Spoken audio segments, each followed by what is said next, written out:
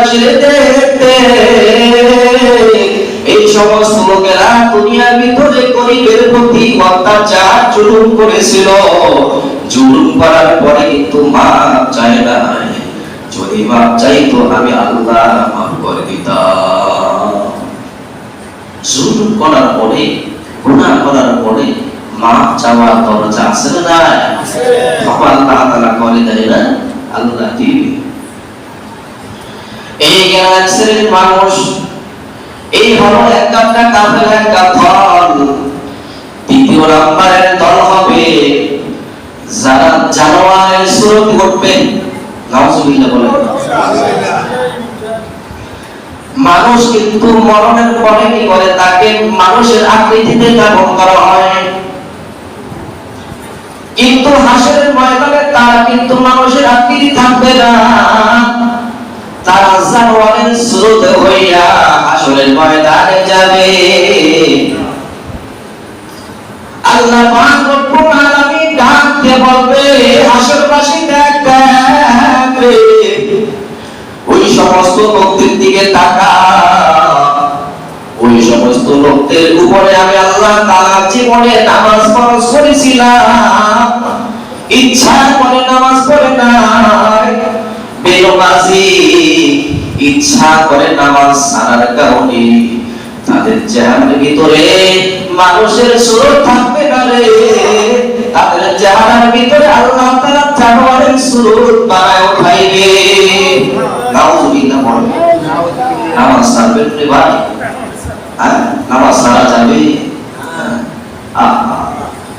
কত ভাই আমার দুনিয়া থেকে চলে গেল, কত মুসলিম ভাইরা দুনিয়া থেকে চলে গেল, আর তো তাদের সাথে কোনোদিন দেখা হবে না, হবে না। কত ওস্তাদরা দুনিয়া থেকে চলে গেল, কত ছাত্র ভাইরা দুনিয়া থেকে চলে গেল। হাসরের ময়দানে যেদিন উঠবে, যদি জানোয়ারের সুরত হয়, তাহলে তাদেরকে চিন্তা সম্ভব হবে না। এই জন্য ইচ্ছা করে নামাজ ছাড়া যাবে না, যাবে না, ইচ্ছা করে নামাজ ছাড়া যাবে না রে বাবা। এই দুনিয়ার ক্ষণস্থায়ী জিন্দেগি, অস্থায়ী জিন্দেগি একদিন শেষ করে স্থায়ী জিন্দেগি আমার শুরু হয়ে যাবে। আল্লাহ তাআলা ওই স্থায়ী জিন্দেগিতে যেন আমাকে মানুষের সুরত বানাইয়া আল্লাহর নবীর কাতারে আমাদের সবাইকে দাঁড় করে সকলে আমিন আমিন। তাহলে গেল কয় সুরত, কয় দল গেল? দুই দল। একদল হলো যে সমস্ত মানুষের হাত পা থাকবে না, তারা জুলুম করেছে, জুলুম করার কারণে। দুই নম্বর হলো মানুষের সুরত থাকবে না রে, কারণ হলো ইচ্ছা করে নামাজ করেছে, নামাজ পড়ে নাই, বেনমাজি হয়ে মারা গেছে। বেনমাজি হয়ে মারা যাওয়ার কারণে তাদের চেহারার ভিতরে কিন্তু মানুষের সুরত থাকবে না।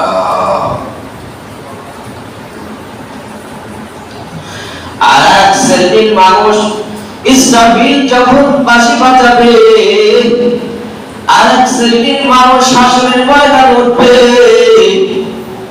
তাদের মুখ থেকে রক্ত বাইর হবে, তাদের মুখ থেকে রক্ত বাইর হবে, তাদের মুখ থেকে রক্ত বাইর হবে, তাদের চোখ দিয়ে রক্ত পড়তে থাকবে, মুখ থেকে কি হবে? রক্ত ঝরতে থাকবে। আর তাদের নারী গুলোগুলা, এই নারী এবং ভুঁড়িগুলা মাটির সাথে ঘেঁষাইয়া ঘেঁষাইয়া হাসরের ময়দানে উঠবে। মুখ থেকে কি করবে? আগুন জ্বলবে, আর মুখ থেকে রক্ত জ্বলবে। নারী গুলোগুলো, এই নারী এবং ভুঁড়িগুলা মাটির সাথে ঘেঁষাইতে ঘেঁষাইতে হাসরের ময়দানে উঠবে। বিশাল কাফেলা। আল্লাহ পাক রব্বুল আলামিন ডাক দিয়া বলবে, হাসরবাসী দেখো, ওরা ওই সমস্ত লোক যারা দুনিয়ার ভিতরে হারাম খেয়েছিল, যারা দুনিয়া কি করছে? হারাম খেয়েছে, হারাম খেয়েছে। হারাম খাওয়ার কারণে তাদের এই মুখ থেকে কি আগুন বের হবে, রক্ত বের হবে। নারী বুড়াগুলো এগুলা মাটির সাথে গড়াইয়া করে তারা হাসরের ময়দান উঠবে।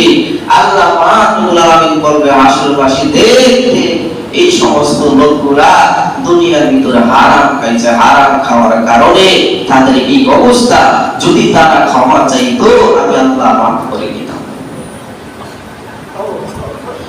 আমি আল্লাহ তাআলা মাফ করে দিতাম। কিন্তু তারা কি করে নাই, মাফ চায় না। এই জন্য হারাম কিন্তু খাওয়া যাবে না। যাবে নি? হারাম খাবেন নি? হ্যাঁ, হালাল খাওয়ার চেষ্টা করে, পরিশ্রম করে খান। বহুত এরকম মানুষ আছে গরিবের মাল এগুলো আত্মসাৎ করে তার আজকে কোটিপতি হয়, হয় না? তাহলে গেল কয় নাম্বার? 3 নাম্বার গেল। 4 নাম্বার হলো এক শ্রেণীর মানুষের পেটটা হবে মৃত্যুর জীবাল। মৃত্যুর জীবাল পাহাড়ের মতো তাদের পেটগুলো হবে রে, পাহাড়ের মতো বড় আকৃতি হয়ে তারা আসলে ময়দানে উঠবে। পেটের ভিতরে কি আছে না নাই সব কিছু দেখা যাবে। পেটের ভিতরে অজাগর সাপ আছে সেটাও দেখা যাবে। আল্লাহ পাক রব্বুল আলামিন ডাক দিয়ে বলবে, এই হাসরবাসীরা দেখো, ওরা ওই সমস্ত লোক যারা দুনিয়ার ভিতরে সুদ খাইতো, সুদের ব্যবসার সাথে জড়িত থাকতো। এই জন্য সুদ খাওয়া যাবে না। বাইরে 10 লক্ষ যার কাছে টাকা আছে, যদি ব্যবসায় লাগাও বরকত হবে, যদি সুদে লাগাও বরকত হবে। কিন্তু ওই বরকতটা ব্যবসার ভিতরে কিন্তু বরকত। আল্লাহ তাআলা তোমাকে শক্তি দিয়েছে, জ্ঞান দিয়েছে, বুদ্ধি দিয়েছে, বিদ্যা দিয়েছে, আকল দিয়েছে, চোখ দিয়েছে, হাত দিয়েছে, শক্তি দিয়েছে। তুমি কি করো? তোমার এই টাকা দিয়া তুমি ব্যবসা শুরু করে দাও। ব্যবসার ভিতরে বরকত দেওয়ার মালিক কে?